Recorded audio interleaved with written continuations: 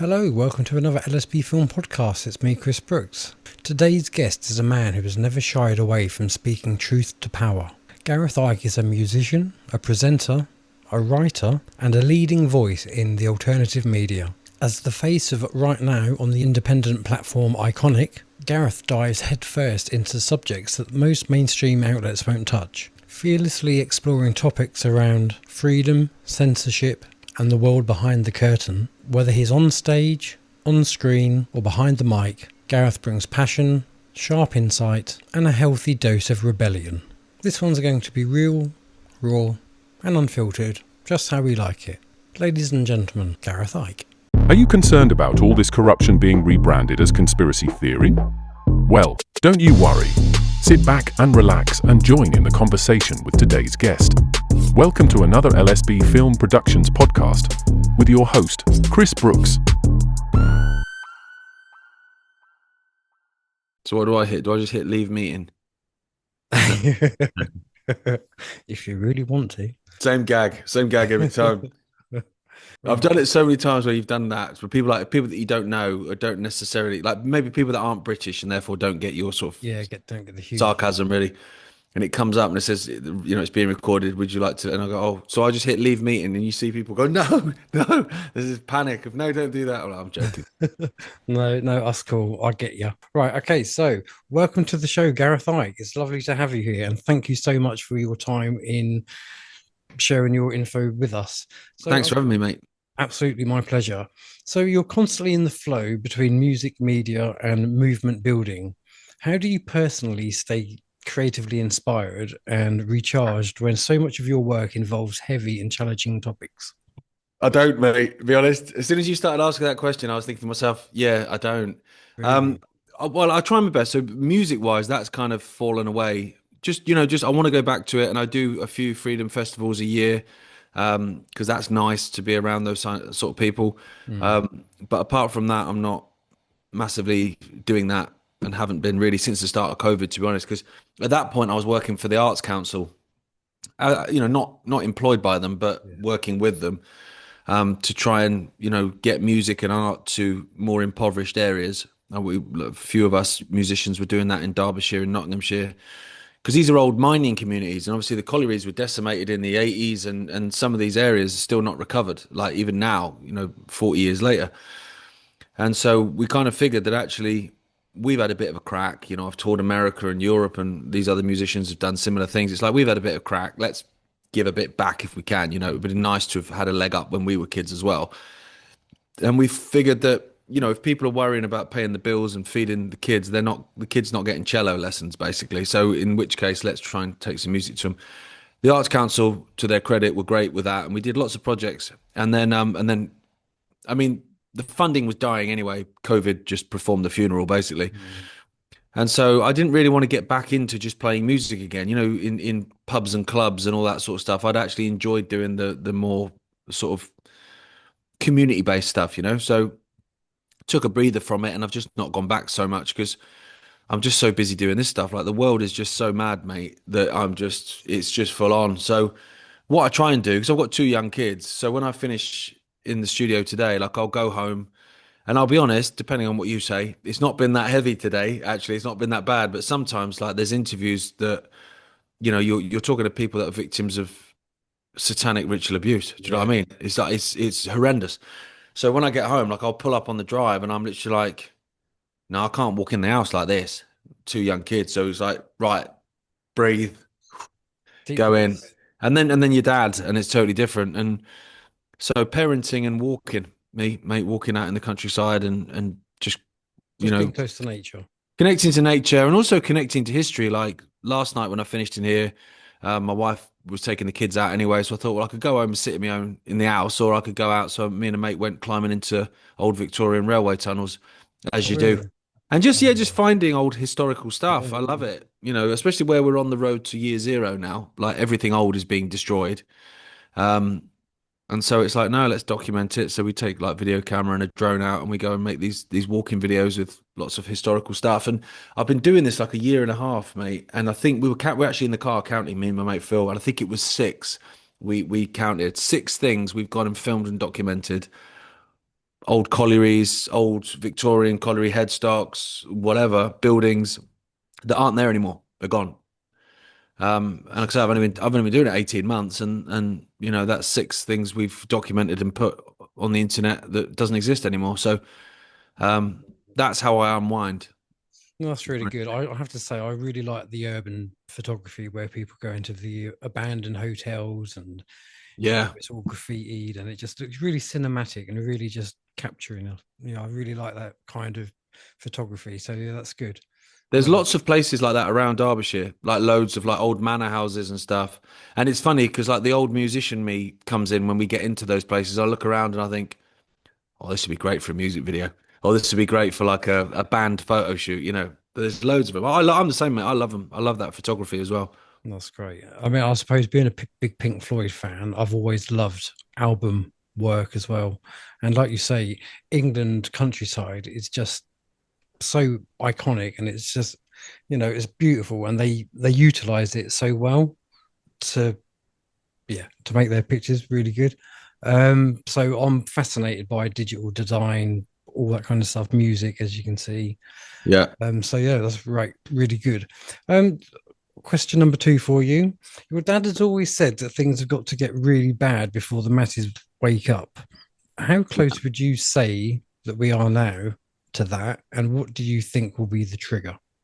Wow, mate, I think we're pretty close, aren't we? I think I we mean, are I think teetering. I think COVID woke up a lot of people, to be honest. Mm, I'm I agree with Dad, and it's annoying that things have to get worse for people to wake up because you just want to say, can we just wake up now? Can we just see through it now so we don't have to go through all the hardship? It's like if on March 20th everyone had gone, no, we're not locking down.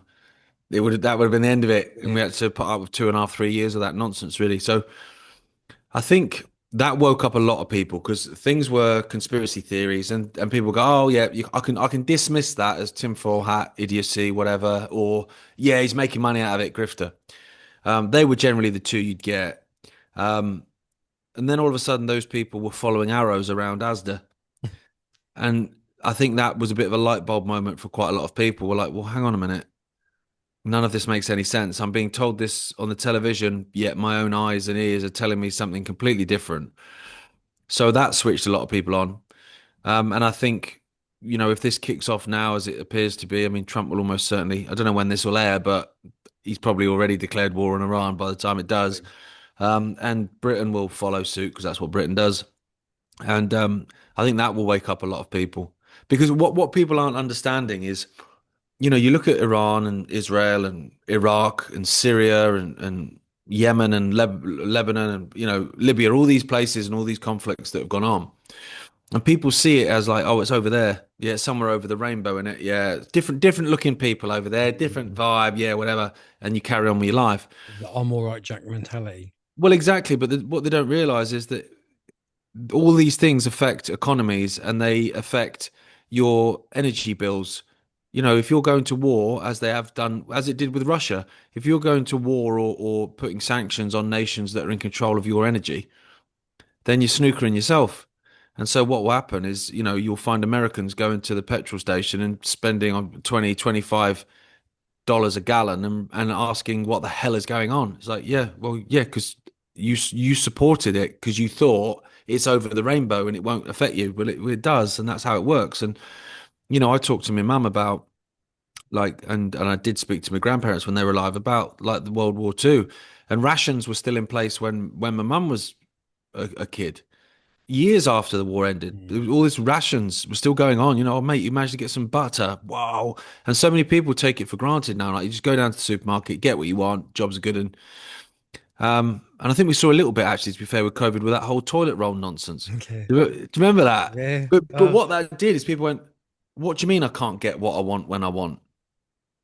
Can you imagine when it's not toilet roll, but it's bread or it's milk Yeah. or it's anything? Do you know what I mean? It's I think that's going to wake a lot of people up as Well, I well. think what they're doing to the farming industry at the moment, we are going to see food shortages. It's not a case of if, it's a case of when. Yeah. I talk quite regularly with Mark Byford, the bowler hat farmer, and he's doing a tour around the country at the moment, and he's just saying that things are dire. We're relying on last year's food crop, which wasn't particularly great anyway. So come next year, it's going to be horrific. Yeah, And I don't like to sell fear porn, even though it does sell. Um, but I think people do really need to start looking into the whole food issue. 100%. I mean, only an insane nation would punish their farmers and would, pay their farmers to not grow food. I mean, that is just insanity. And only an insane nation would destroy its own energy infrastructure and make it reliant on foreign nations that they then try and pick a fight with.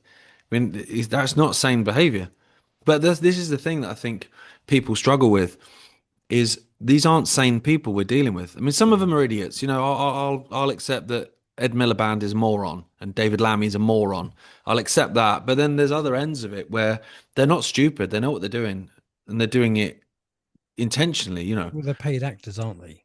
Well, exactly. At the And end of and the day, it's they're paid actors. it's what people's issue, I think, and it's that Rubicon that people struggle to cross. And I remember it with 9/11. I remember it with COVID, with everything, and you'll find it the same with Iran. Is people will go, "Oh, they wouldn't do that. No, they wouldn't do that." And you go, "No, no, no, no, you wouldn't do that." Mm. That's the point. While we're sat here chatting, someone will be abusing a 2-year-old child. Fact. That just will be. Because you're not capable of something doesn't mean that other people aren't. And once people get to that point and go, oh, actually, yeah, there are psychopaths out there, and actually, they're not all in their mum's basement looking at indecent images of kids. A lot of them are in very expensive suits in positions of power. Oh, 100%, which kind of leads me on to my next question, really. So, talking of psychopaths and mentals, how do you think that we're going to kind of prevent the West's plans and desires coming to fruition for what they want over us? Non-compliance, mate. I honestly think Mm. it's that simple. I think you've got two ends of the spectrum. I've been saying this for a while, and I think the establishment is happy with both of them. One being you're sat at home watching Bargain Hunt. You've given up. You're not bothered. Little me. What can I do anyway? I don't change anything. I just work in the corner shop. They're fine. They're dealt with because they're neutered. They're not doing anything anyway. And then there's the other side that will take to the streets and chuck a rock at a policeman. They're fine with them as well because they can shut them down. They can, like they did with Southport, they can chuck them in prison and be done with them and use them as an example for others and also use them to bring in legislation that cracks down on everyone else. So they're happy with them and they're happy with them. It's the ones in the middle that simply go, I'm not doing it. But very politely, very calmly, and en masse say, I understand that this is what you're trying to implement, but I'm not doing it. I'm not eating bugs. It's not happening. I'm not having your digital ID. I'm not doing any of that stuff. And if enough people do it, I mean, just look at the Blade Runners. I mean, the Blade Runners in London, that's not an awful lot of people, but it's enough and it's well organized enough that they're taking out those ULEZ cameras with ease, actually, with ease, just in a few seconds. Bosh, done. Now, that's non-violent unless you're offended by violence to a wire. No one's getting hurt. No one's, throwing Molotov cocktails at anyone. It's And just a technically, very we're paying for the equipment anyway, so it's our equipment. well, it's just a very peaceful way of dealing with it. You want me to do something, I'm not going to do it. And if you want to use technology, so it's not just a letter in the post demanding I do something, but you're going to use technology to take my number plate and in the future they will use it to take money directly out your bank account. Okay, well, we'll take out your cameras then. Simple as that. Mm. That for me is the answer, mate. Just non-compliance en masse. You look, I mean, I hark back. I remember because I'm getting old. I remember the poll tax riots, and I remember that. Now, that was obviously under Thatcher in England. She tried to bring in the poll tax. There was quite a few riots, although a lot of them were agent provocateurs. Most people were just peacefully saying no. But Mm. what happened was people refused to pay it en masse, not just one man and a couple of dogs refusing. Everyone pretty much, apart from a few, refused to pay it. And that there was nothing they can do about it because you can't throw everyone in prison. You can't do that. And in the end, that destroyed Margaret Thatcher. That was the end of it. That was um, that was her falling on the sword after that. And that, to me, even as a kid, was a perfect example of trying to bring in something that was completely unjust and completely immoral, and people saying, "No, Yeah. I'm not doing it." It's just a shame that they then went on to turn it into council tax instead. Well, yeah, and they're going to try and stick the TV license on that as well, aren't they? I was Yeah, reading that's that a few days back. horrendous. I've only Yeah. just got my wife to stop paying that. Well, the TV license. Oh God, I've not paid it for years. I'll tell you what I found though, mate, because I don't watch mainstream telly anyway. I I don't don't. watch it, but I had loads of mates that kept getting letters, and they were getting the ump. They were going, "I'm getting loads of letters from the BBC, like well, television TV licensing agency." And I was going, "Really? I got one." And they were like, "Why do we keep getting them?" I said, "Well, what did you do with the first one?" They were like, "I just chucked it in the bin." I went, "All right, that's one way of doing with it." But I wrote a letter back just saying, "No, I don't watch telly, thanks." And they came back going, "All right, Mm, never bothered me since. that's good. No, I Just mean, done. Yeah, I don't watch that crap anyway." no, we don't. We've obviously got streaming, but we don't watch live TV, so No, not paying for no. it. I mean, they're trying to expand it to streaming, aren't they? They might have even done that, to be honest. I don't even know. Um, but I don't care. I won't pay it anyway. They I can't. think They can't enforce that anyway. They I'm not just. going to be paid to be lied to. Well, that's the point, isn't it? If you're gonna, if you're gonna bullshit me, then like, don't make me pay for it. And I remember the adverts when we were young in the 80s and 90s where they'd show the van outside the house with the people listening in. Oh, they're watching telly. Quick, kick down the door and get a grand off them. Mm, Absolute nonsense. That that was not is, going on. that Rubbish. is Just terrible. yeah. Terrible. So going back to like the World War situation at the moment, what do you see happening next? Because they're trying to push the COVID again, and I'm just trying to be really careful for YouTube policy things. All What right. do you think is going to come first, the next pandemic or World War Three? To be honest, I wouldn't put them past chucking everything at once. An absolute blitzkrieg. Just throw because the thing is when they threw Rona, at first, a few people bought it and whatever, but then people got organized and they took to the streets and they protest and they formed movements. You stand in the parks and stuff like that, and they started to build tribes and you know, get organized and repelled it and refused to go along with any of the nonsense. And so the government had to lift restrictions because they would have just had restrictions in place that everyone ignored, which they couldn't possibly allow to happen because then that shows the dynamic and they don't want that. So they lifted restrictions. So now, if you get a war situation, then you'll get the anti-war movement will mobilize, be quite organized, and will work. Well, imagine if there's a pandemic at the same time as the war, and then you've got climate change and all that sort of stuff hitting you at the same time, and then it's kicking off Russia, Ukraine as well. All this stuff is going on, and then you've got food shortages because of the war on farmers, and it's all happening at once. You create a situation where everyone is like, Just I don't know. chaos. Yeah, it's just chaos. I don't know what Chaos. to do. Like, what am I supposed to be focusing on? And in the end, what happens at that point?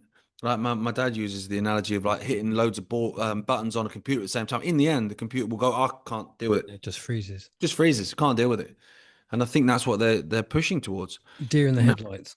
Yeah, because I mean, I was talking about this probably about 6 months ago, and I think I did it on the show, and I was pretending to chuck a tennis ball at the audience, and I was trying to make the point of like, yeah, I'll catch that. Most people, if you haven't got two left hands, would just catch it, and I go, right, okay, here's another one, all right, and then imagine I'm doing that. Mm.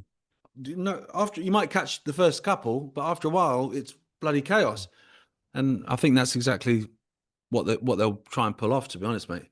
I think they're doing a grand job of it. Yeah, they're I don't like giving them credit, but they're organised and it's been so long planned, Mm. But and like you they though, I'm grateful that Rona it did wake so many people up. yeah, it did. It absolutely did.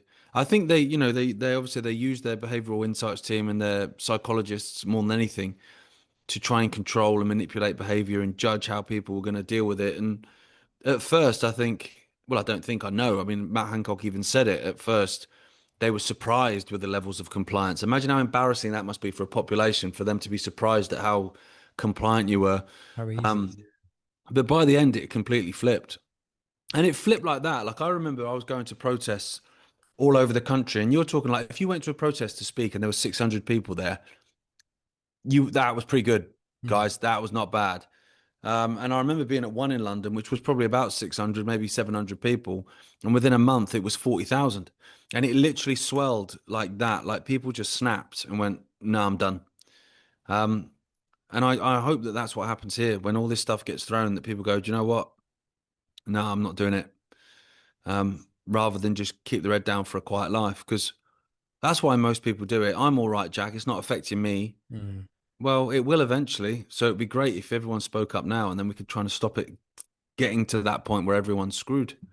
100%. I mean, you've been building Iconic from the ground up for a little while now, which is obviously doing a huge part in waking people up.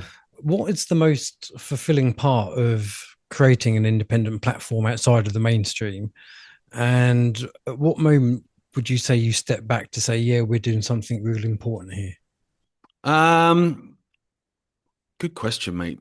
I mean, Iconic being set up was an interesting one anyway, because basically what had happened in 2019, my dad and a lot of us involved with the channel were talking about doing something.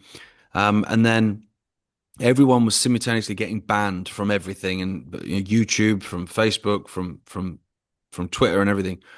Vimeo, were deleting all the videos and stuff, and it was like, mate. And then Parler came along. Do you remember Parler out of the United States? They were supposed to be like a free speech Twitter, basically. So Okay. they Yeah. emerged, and everyone sort of moved into Parler in the first couple of weeks, and then they collapsed down because they had Amazon servers, and so we realized then, hang on a minute, if 1% of your infrastructure is reliant on these goblins, then they can pull that at any point and pull the whole thing down. So at that point, it was like, right, we need to make everything in-house, everything independent, and go for it. And we did that in November 2019. And timing wise, it literally couldn't have been any better because as obviously all the COVID nonsense happened, everyone was getting kicked off Spotify and Facebook and Twitter and YouTube just blanket deleted everyone, and everyone was sort of scrambling around. We had the ability to keep our heads out there and keep putting information out there, so we were lucky in that sense. Um, for me though, like one that was really important was the midazolam stuff. Mm. Which is obviously massive now, and people are talking about it now. But in those early days, you had a solicitor called Claire Wills Harrison. She was working through care homes as a solicitor, but within the care sector. And she came on and was talking about the use of these end of life drugs and that there's something to this.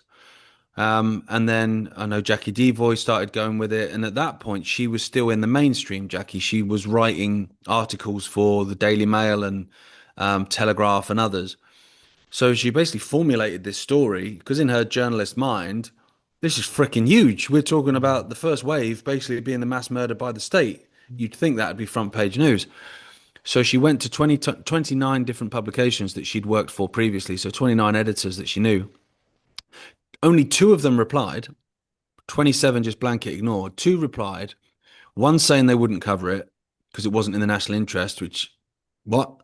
And one saying, which I think was the Daily Mail, might be wrong, forgive me if I am, but I think it was the Daily Mail from memory, basically saying, yeah, okay, this is big, but we need someone else to break the story.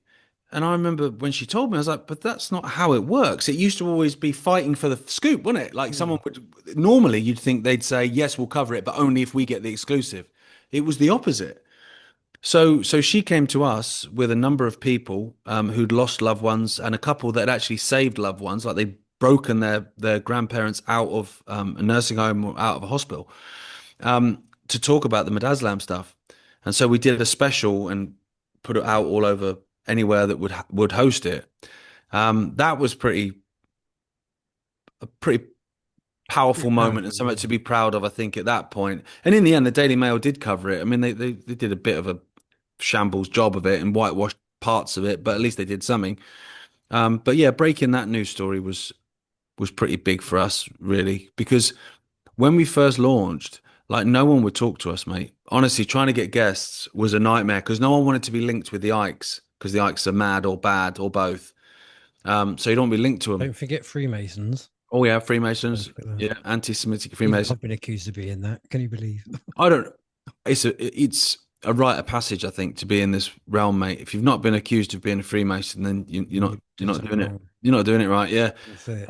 But yeah, we had the point where people just would not talk to us, and so we were not begging, but really trying to fight to get guests to come on, just talk to us, go on, blah blah.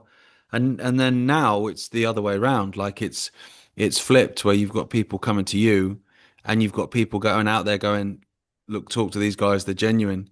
Um, I went on there a year ago when no one would talk to me, and they put it, the interview out unedited because we don't edit stuff unless people ask to. If someone says something accidentally, like they give away their location or something, do you know what I mean? And they're a whistleblower, then of course we'll take that out.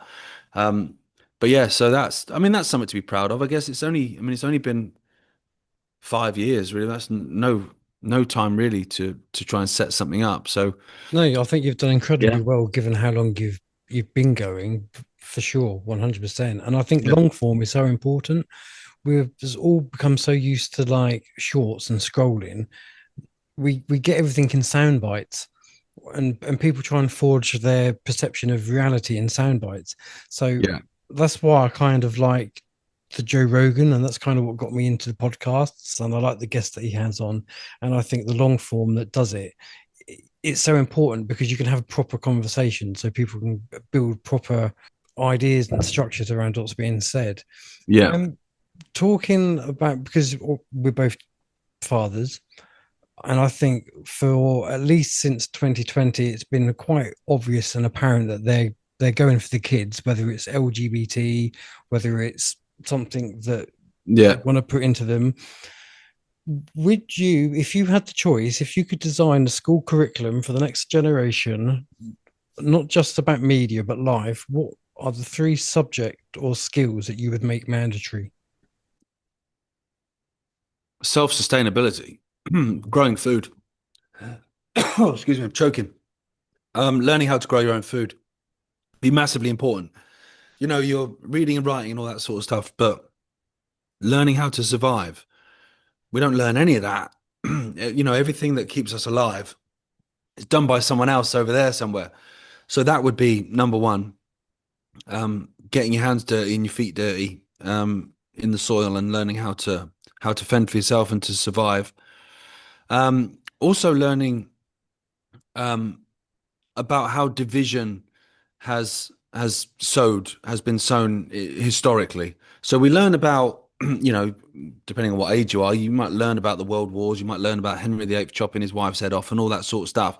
So you learn about events throughout history, but there's never any context really provided to it. They give you dates and times and places and what happened, but not the backstory of, okay, well, how was that allowed to happen?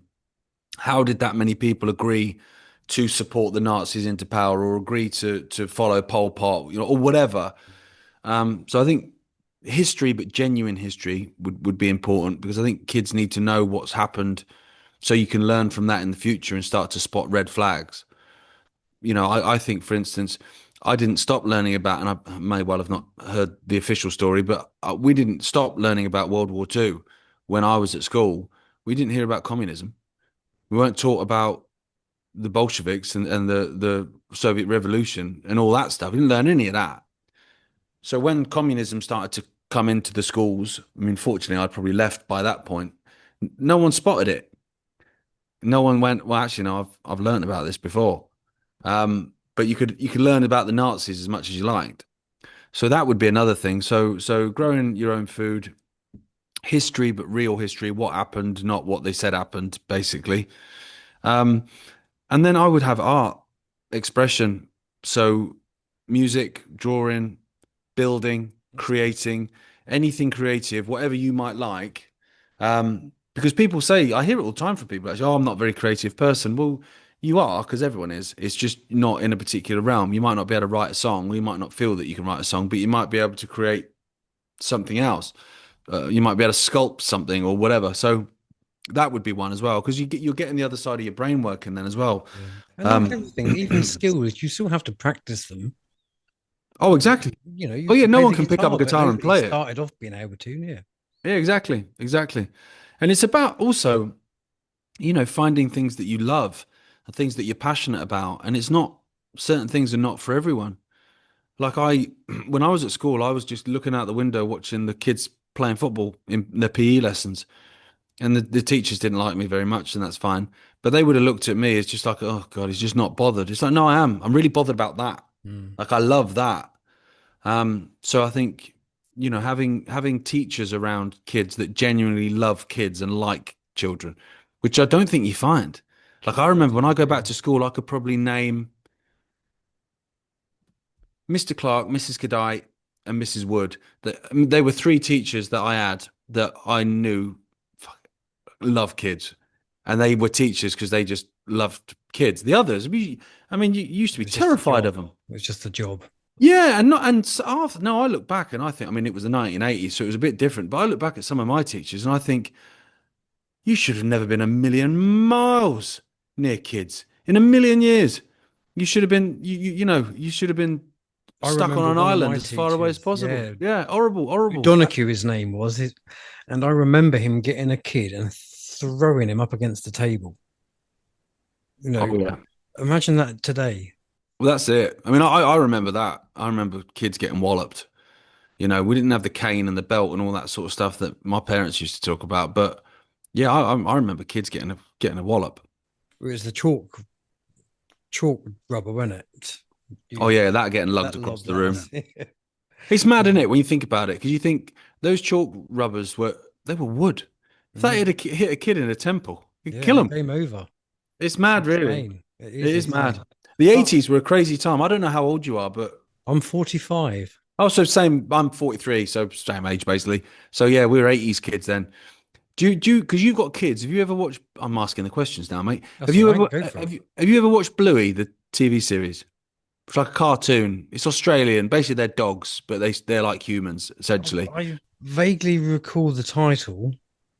I like it. There's probably like a dark thing behind it. There's no humans in it for one, and it's funded by the BBC and the Australian government, who we know are not particularly Mm. nice. So there's probably more to it. But there's one particular episode where Bandit, who's the dad, he's a cool dad, that he's talking about his childhood basically, and the two kid dogs are like, what? With all the stuff that he used to do, and every time he's saying it was the 80s, like you didn't wear a crash helmet on your bike. The trampolines didn't have guarding Mesh around the around edges. it. You misjudged your bounce. You were allowed to play conkers. You were allowed to play conkers. You went out when you wanted. You came back when you wanted, maybe when the street lights came on or whatever. There was no mobile phones. Your parents didn't know where you were. Mate, it was a different I loved time. the 80s. I loved it. Absolutely loved it. And I know people always do that because I remember my parents doing it. Rose Oh, tinted glasses. yeah, it was better when I was a kid. But I think, and again, they'll probably say the same, but I think it was. Well, you were certainly In more that sense, freer. it definitely was so much more freedom. You didn't have the worries at all. Like now, like we live in a little cul-de-sac, and the kids will go out in the street and play on their bikes. And the other parents, I think they're lovely, they're all friends, but they're a bit more like they're still in the 80s. They'll go back into their houses and do stuff and leave the kids out there. I'm stood on the driveway like that. Oh no, you Yeah. go back in. I'll watch your kids as well, no problem. And Yeah. that's See, fine. Don't have a problem doing it, but I can't leave them. I'm like, nah, yeah. I See, can't. I don't. It's really difficult because I don't want to become the parent and that just. I've got to be brave for them. Like my daughter, she's 12. She now walks to school, which is probably a good mile away from where we live, there and back. And so that was quite a big thing for me to let your little girl walk. Yeah, And so yeah, it is having kids is beautiful. It's lovely, but it's also so bloody hard, it's so terrifying, difficult. mate. There's no instruction manual. So mine are seven, just turned seven and three, almost four. So still babbers, really, the great scheme of things. But I know what I'm going to be like when they go to school on their own or whatever. Because I've got to allow it to happen because you can't be the weird parent. But I'm going to end up being like arrested because I'm in a car, like crawling behind. Like, do you know what I mean? Like who's that wrong and staring at kids? No, it's my daughter. I'm just, Dad, because you Yeah, can't let them out your sight. I It's totally get terrifying it. parenting, mate. It's It terrifying. is terrifying. It is, especially in this world at the Well, moment. yeah, But we have yeah. to remain optimistic. And I have always said that I genuinely think that their plans have already failed. I think we're doing collateral damage now. I think we're at a point where, yeah, I think that there's a desperation set in. And the other thing as well, like we're talking about kids. Like I remember I was recording in London, a recording studio. I've always wanted kids ever since I was a kid. To be fair, I'm a bit sort of generic like that, but I have done. And then there was a phase, and it was a very short phase where the world was going the way it was. I was probably mid-20s, I'd say, and I was like, I don't want to bring kids into this world basically because it's a horror show. And I was talking to the producer, and he was like, he had kids, he's a bit older. He was like, a bit arrogant, but fair enough. And I was like, what? Why is that arrogant? Saying I don't want to bring kids into the world like that. And he's like, mate, he's like, look at you. He's like, you've navigated it. You left home at what, 16, 17? And here you are in London in a plush recording studio, recording an album with me, top producer, and he was, to be fair, with all these musicians around you. You're traveling around the country. What makes you think that you can navigate this world in that way and to have this life that you enjoy? But your kids couldn't possibly do that. They couldn't possibly be intelligent enough to be able to navigate it. And I'd never looked at it in that way before. Mm. And I was like, got really, real valid point there, actually. You know, because we're surviving. I mean, it's not always easy, but we're surviving. So why should our kids not thrive as well, you know? Well, this is it. Absolutely. Even down to like the simple things. I mean, I don't know how far, obviously, your family's known for conspiracy, but with like Christmas being actually, it's not a Christian thing. It's actually probably more of a satanic festival that you're all celebrating in. But I used to fucking love Christmas, and I don't Yeah. want my kids, I don't want to deny them of that magic, Same. even if Same. that magic seems to be black. Well, I also think it's about what energy you put into it. Yeah, I've always said I look at Christmas actually more as a celebration of our family, good food, good company, and that's kind of it. 100%. The look on the kids' faces when they open presents, mate, dreamland. And I like we tend to go to the Isle of Wight, so I see it exactly the same as you. We'll stay in a little holiday camp normally because it's cheaper because it's winter and it's big enough to have everyone round, or the family will come round, and we'll all just hang out and drink, and all Beautiful. the cousins will all play together, and we'll have a laugh. And yes, there's all these dark connotations, but then I think about it and I think, well, if you've got that going on, that darkness going on, then what better way to almost counteract that than to have joy, Mm. to have lots of people smiling and laughing, to Yeah, kind of that's try what and I'd balance say. that out, you know. I'm not a Mm. religious man. I'm not at all. I have a Christmas tree because that's what you do. I don't know the meaning behind it and stuff like that. And going back to ancient Rome and Saturnalia and all that sort of stuff, I that's just fine. think they But smell and look beautiful. yeah, I think they're awesome. I think they're great when they're lit up and sitting down with your family, tucking into food, having a couple of beers, watching some dodgy films, like Christmas films that are Come on, awful. The what's acting's your favorite dreadful. Christmas film? We've Mine's got probably got to be either Muppets Christmas Carol, right. just because of it's just wholesome, isn't it? And then the other extreme of that, I would have to go National Lampoon's Christmas Vacation. Yeah, you're showing your age now with National Lampoons. Um, Uncle Buck's pretty cool. In Is it a it, Christmas film? trains, planes, and automobiles. No, Uncle Buck's not a Christmas film, is it? But it's always on at Christmas, isn't it? Right, It's one of okay. those things. But No, that is funny. Yeah, I've Home heard of Alone, them. that sort of stuff. Yeah, trains, planes, and automobiles because that's a Christmas film, isn't it? That's the Because one with trying to get Steve back for Martin, yeah? yeah, they're trying to get back at Christmas, aren't they? That's Sure, it. they are. Yeah, but then I also like. This is sad, but because I whinge every time my wife puts on because she loves it at Christmas, she'll put it on. I'll go, "Oh, we're not watching Love Actually again, are we?" And then I'll sit and watch the whole film, even though, like, I can't stand Hugh Grant, but it's just very pompous and English, isn't it? And I'll tell you another pompous and English one, which my wife absolutely loves, and that is The Holiday with Jack Black. yeah, and Cameron Diaz, That's it, yeah. yeah, my That's a wife good loves that one film. as well. That's not a She loves bad that chick one. flick. Yeah. What else is there? I'm trying to think of other films now. Weren't Die Hard films Christmas Yeah, Die related? Hard was. Yeah, That's go on then. nice. Die Hard, the Very first Die good. Hard with Masculine and masculinity restored. yeah, oh, what's his name? Sheriff of Nottingham, Snape. His name escapes me. The Oh, actor. the black bloke. No, he played Snape in Harry Potter. He's an incredible actor. Spoke out a lot for Palestine as well. Um, Oh, oh, that's gonna kill me. My wife will bloody shoot me if she hears this. Me not realizing his name. He's the baddie in the first Die Hard. have you got your phone to hand? I have, but I You're don't more want to than welcome search to it because it's do. going to annoy me. Um, Go on, you do that, and I'll get the next question lined up. oh, mate.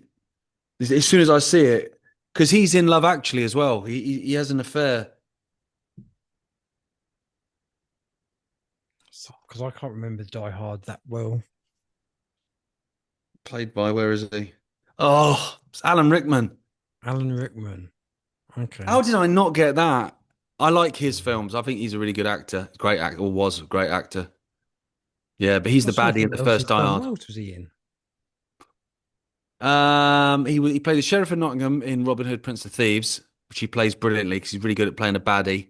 He's brilliant in Harry Potter as a baddie, Snape. Even though if you watch the films, in the end, he's not a baddie at all. He's the opposite. Hmm. Um, and he was the baddie in yeah, in Die Hard. So I think what other films he was in. So was he in Talent? No, he wasn't in Talented Mr. Ripley. He was in some Minghella film. The director Minghella. He was in a couple of his films, I think. Can't remember now off the top of my head. I think I vaguely remember him in Harry Potter, but my memory Yeah, he was bad. Snape, Severus Snape. Yeah, great My character. wife loves all that, so it sounds like your Name. wife and my wife would get on as well.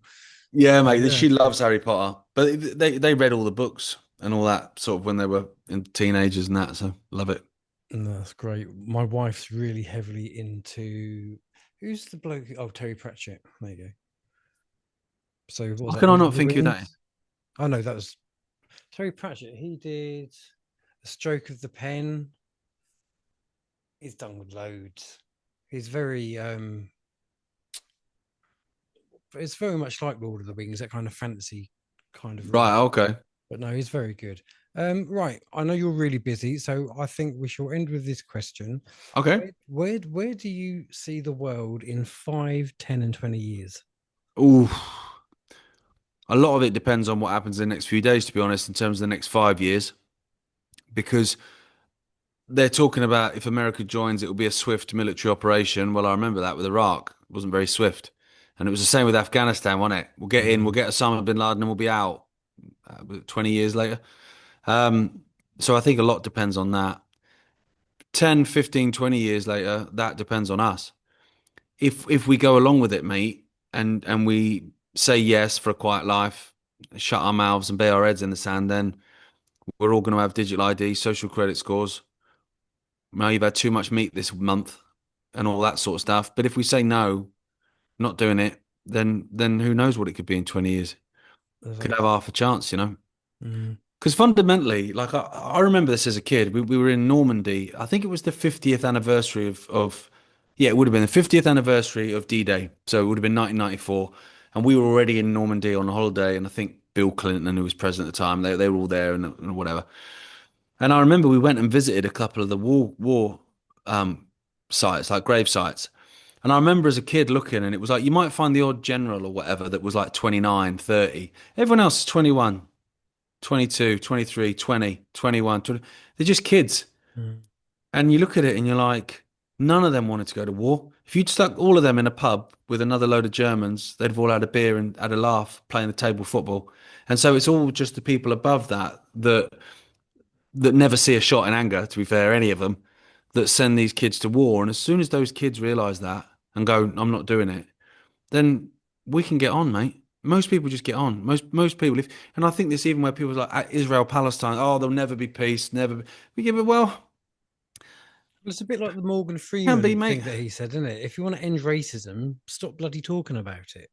Well, Yeah. yeah, exactly. And you know, this is the crazy thing. People talk about religion. Oh, religion's caused all these wars through history and all this sort of stuff. Look at it now. It's all anyone's focusing on. Religion is suddenly it's like share. It's that it's made a comeback. Mm, It's suddenly everywhere inside the alternative media now. And the alternative media used to call out organized religion for what it was. You used to call out the Catholic Church for child molestation. Now it's all, yeah, I'm Catholic.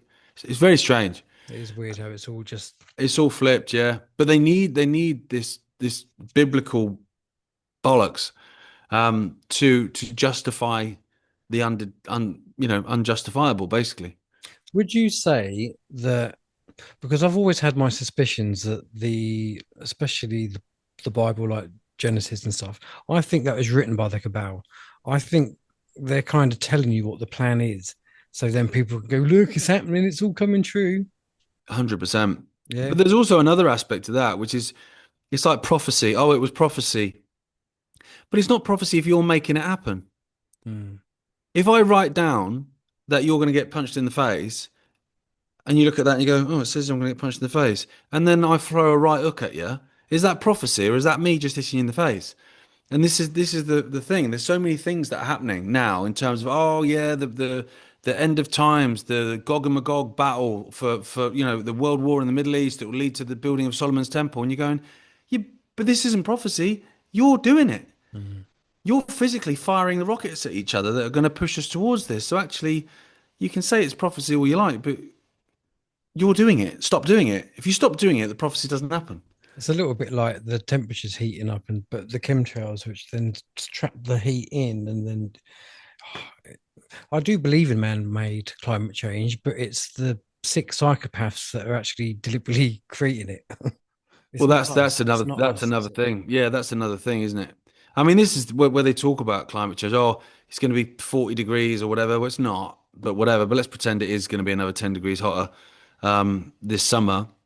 You're like, well, climate's always changed anyway. In medieval times, they were growing some of the best wine Wine. grapes in Europe in bloody Yorkshire, and taking it to monasteries in France because it was the finest wine. And so who was driving a Land Rover Discovery then? You know what I Exactly. mean? Who was Exactly. not buying a bag for life then? That's the thing. Yeah. Well, listen, Gareth, thank you so much for your time today. I've really enjoyed chatting with you. I No, I hope it's been appreciate it, worth it, mate. and I hope everyone watching this has enjoyed it. And please go over, check out what the actual podcast. I assume that's what it stands for. Oh yes, it's a pizza box. Yeah, there's no pizza in it, unfortunately. But So yeah, yeah, please go and check that out. And Iconic. And again, thank you so much for your time. I've really enjoyed it. cheers, mate. Me too. Nice Thanks. one. All the best, mate. Thank you. Take care, buddy.